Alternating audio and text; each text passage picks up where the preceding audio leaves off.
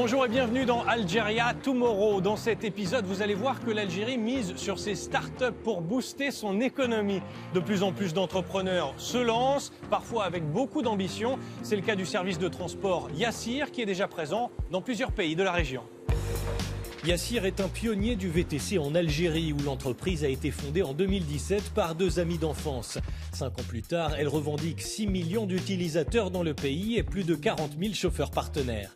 Le groupe, qui a levé 30 millions de dollars l'an dernier, propose déjà ses services à travers le Maghreb, l'Afrique de l'Ouest, l'Europe et le Canada. Il emploie plus de 650 personnes dans le monde, dont une grande partie ici, à Alger. C'est le premier à avoir lancé le VTC en Algérie.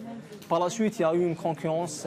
Ça a créé même un marché de VTC en Algérie. Et tout cela, c'est grâce à Yassir. Il y a beaucoup de postes qui ont été créés justement. Vous pouvez regarder autour de vous, il n'y a que des jeunes ici. Yassir est l'arbre qui cache une forêt de jeunes entreprises tech, progressivement libérées des contraintes bureaucratiques et encouragées à prendre des risques. Le nombre de startups labellisées a doublé cette année. Toutes connaissent cet endroit, Algeria Venture, un accélérateur public qui aide les porteurs de projets à scaler, lever des fonds et exporter leurs solutions. On fait de l'open innovation, c'est qu'on leur donne les moyens d'accéder à des marchés, à des entreprises qui croyaient souvent comme des silos fermés. Aujourd'hui, on leur donne les moyens d'accéder à ces entreprises-là avec des solutions, aller toquer sur leurs portes, régler leurs problèmes et avoir des bons de commande, avoir des marchés. C'est dans ces locaux que sont labellisées les startups et c'est aussi ici que les acteurs de la tech peuvent se rencontrer pour établir des synergies. L'entreprise Bain est à l'image du secteur fintech en Algérie en expansion. Elle propose des solutions à des grands groupes bancaires nationaux et internationaux et s'est lancée dans le transfert d'argent entre particuliers. Bain, c'est une entreprise qui a besoin de startups pour pouvoir compléter son offre. Et jusqu'ici, je n'avais pas vraiment accès à ces gens-là. Je ne savais pas qu'ils existaient en fait. Ils existaient peut-être, mais ils étaient cachés. Aujourd'hui, on les voit, ils sont là, l'écosystème est là. Et surtout, les tuyaux de communication s'établissent de mieux en mieux. Et ça, c'est aussi grâce à ces conférences organisées à travers le pays. C'est dans l'une d'elles que la jeune Aïcha Chabna a été remarquée. Originaire de Betna, elle mise sur l'économie circulaire. À partir de peaux récupérées dans les abattoirs, elle compte produire de la gélatine animale halal pour les secteurs alimentaires, pharma ou cosmétiques. On a eu l'opportunité d'être accéléré chez Algeria Venture. On est ici pour faire des formations de développement de soft skills pour convaincre des partenaires, pour avoir aussi la visibilité. Ça nous aide vraiment d'être entrepreneuses.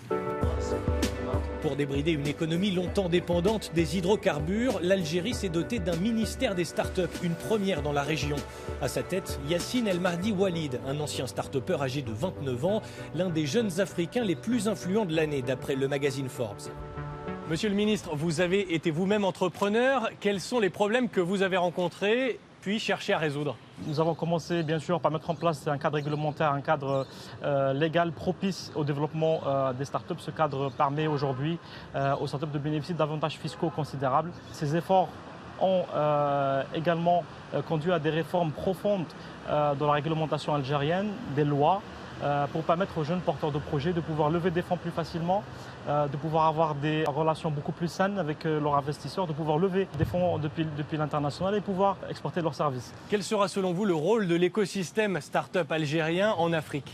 Le marché africain, comme vous le savez, est un marché qui est énorme, qui est un marché en pleine évolution. Pour beaucoup de secteurs, comme par exemple les fintechs, c'est le marché qui connaît la plus grande évolution au monde. Et c'est le marché naturel pour l'Algérie. Et on souhaite que ces jeunes pousses d'aujourd'hui soient les champions de l'économie de demain, qu'ils permettent à l'Algérie de pouvoir se positionner comme un pôle incontournable des nouvelles technologies en Afrique, que l'Algérie a été dans le passé la Mecque des révolutionnaires, qu'elle soit aujourd'hui la Mecque des passionnés des nouvelles technologies et permettre aux startups africaines de se développer en Afrique. Et c'est d'ailleurs ici, à Alger, que doit se tenir en fin d'année la première édition d'Africa Disrupt, un salon qui réunira les principaux acteurs continentaux de l'innovation. C'est tout pour cet épisode, merci de l'avoir suivi, on se retrouve très bientôt dans Algeria Tomorrow.